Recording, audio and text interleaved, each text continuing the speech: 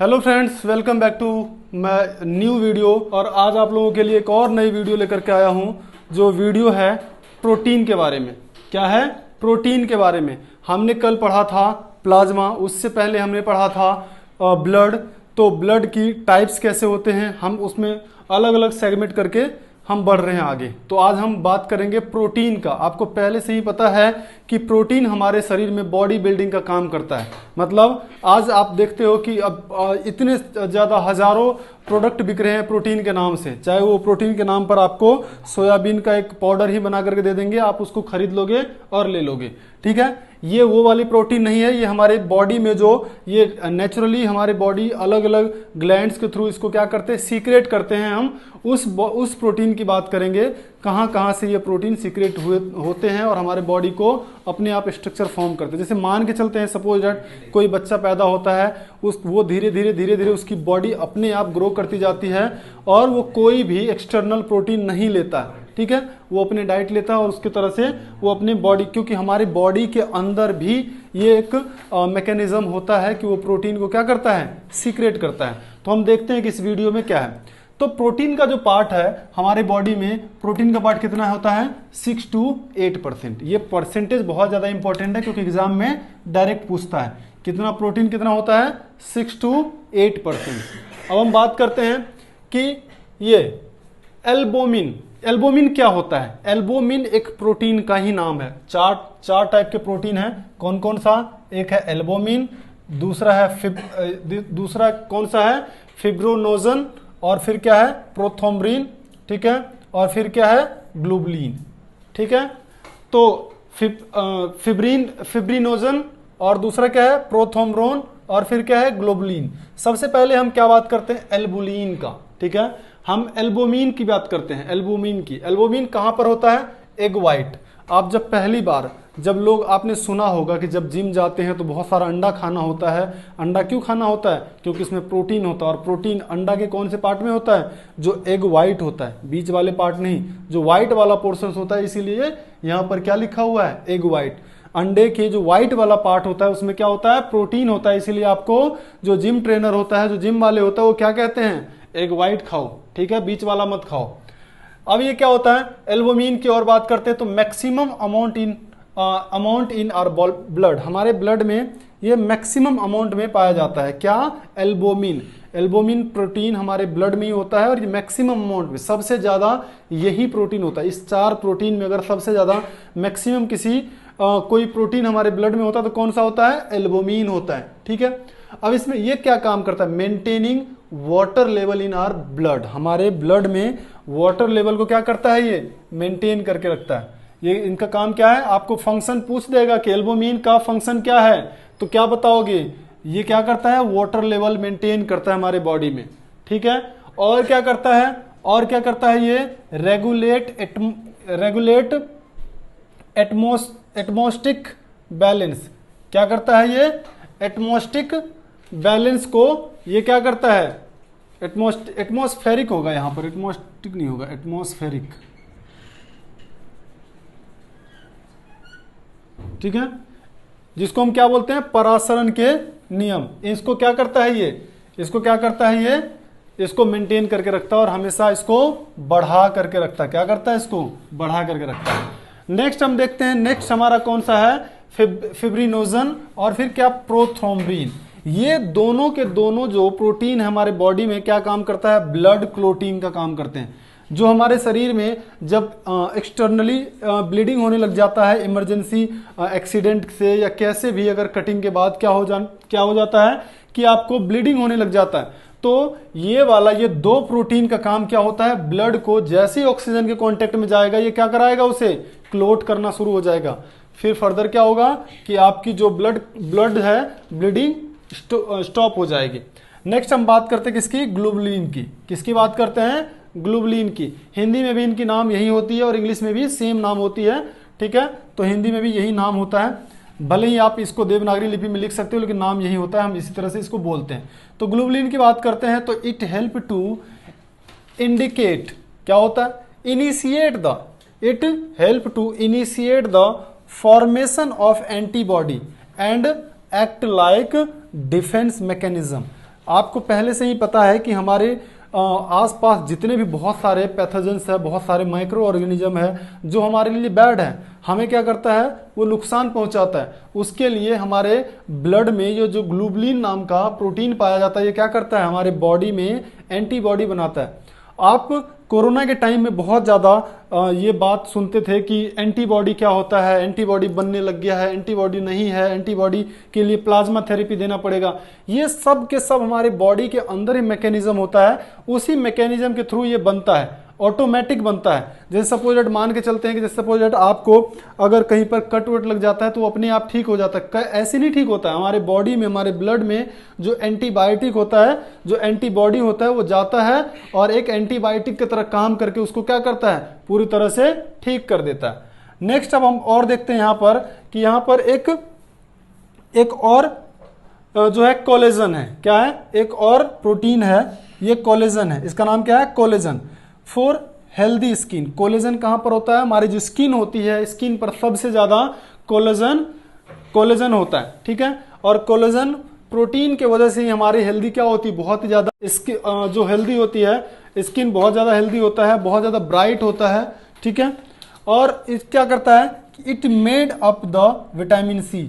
अब इसको कौन बनाता है, इसको विटामिन सी बनाता है। आपको पहले से ही पता है कि विटामिन सी हमारे इम्यूनिटी के लिए बहुत ज़्यादा बढ़िया है। और जितने भी फेस से रिलेटेड जितने भी ब्यूटी प्रोडक्ट्स है, जितने भी स्क्रब है, जितने भी बाकी जो महिलाएं सब यूज़ करती है, वो सब किससे, जितने भी फेस वॉश है, सब किससे बना होता है, कहीं ना कहीं उसमें कंपोजिशन होता है विटामिन सी की। तो vitamin C good for our skin, हमारे स्किन के लिए, हमारे स्किन के लिए क्या होता है कि ये विटामिन सी बहुत ज़्यादा जरूरी होता है। इसीलिए आपको क्या कहते हैं कि विटामिन सी कंज्यूम किया करो।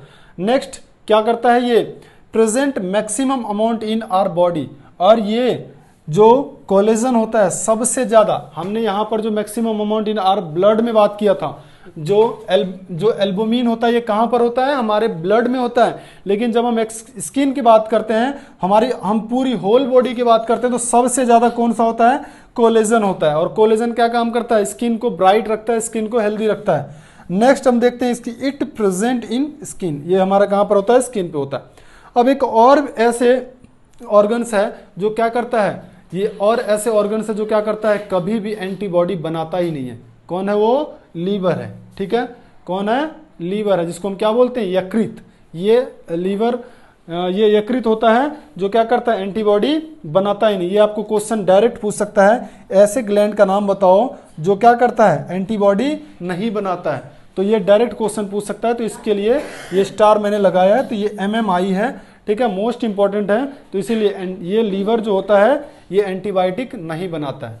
नेक्स्ट और देखते हैं कि अब इन सारे जो प्रोटीन है, इस प्रोटीन की कमी से या एक्सेस से जब बहुत ज़्यादा ये निकलने लग जाता है तो कौन कौन से प्रॉब्लम होते हैं, हम इसको भी देखते हैं। हम एडिमा की बात करते हैं। एडिमा क्या होता है, जब इसकी रिलीज, जब ये क्या होता है कि ये 4 प्रोटीन को रिलीज करना कम कर देते हैं, तो क्या होता है कि एडिमा जैसे प्रॉब्लम होता है। Oedema is a disease, is a disorder.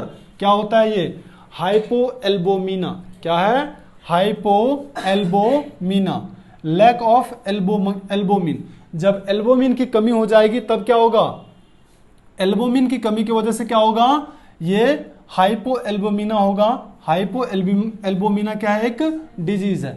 हम यहां से डायरेक्ट इसको जोड़ सकते हैं कि ये किसका पार्ट है। अगर ये कम सीक्रेट करेगा, मतलब एल्बोमिना कम सीक्रेट करेगा, तो क्या कौन सी डिसऑर्डर होगा, कौन सी प्रॉब्लम होगा, हाइपोएल्बोमीना होगा। और हाइपोएल्बोमीना ये लैक ऑफ एल्बोमिन से होता है। एल्बोमिन की जब कमी हमारी बॉडी में हो जाता है। और क्या होता है, water leak and store in tissue. क्या होता है कि हमारे जो नर्वस सिस्टम होता है, हमारे जो वेन्स होते हैं, वो उसमें रप्चर आ जाता है, रप्चनेस आ जाता है। वो क्या होता है, सिकुड़ जाता है, फोल्ड हो जाता है, और फिर धीरे धीरे वहां से ब्रेक हो जाता है, फट जाता है। और जब फटेगा तो क्या होगा कि वाटर इधर उधर हो जाएगा और वो टिश्यू में जाकर के स्टोर हो जाएगा। जब ये टिश्यू में स्टोर हो जाएगा तो फिर फर्दर ये कौन सा लेगा कि कहीं ना कहीं कैंसर का रूप लेगा, कहीं ना कहीं बहुत ही ज्यादा प्रॉब्लम क्रिएट कराएगा। तो ये जो आपका क्या था, हाइपो एल्बुमिना था, जो लैक ऑफ एल्बुमिन की कमी से होता है। अब कमी से तो हमने देख लिया, अब ज्यादा होने से भी तो कोई प्रॉब्लम होता होगा, तो ज्यादा होने से हम क्या देखते हैं, हाइपर एल्बुमिना। हाइपर मतलब क्या हो गया, जब बढ़ जाता है तब, जब बहुत ज्यादा हो गया तब क्या होगा, हाइपर एल्बुमिना होगा।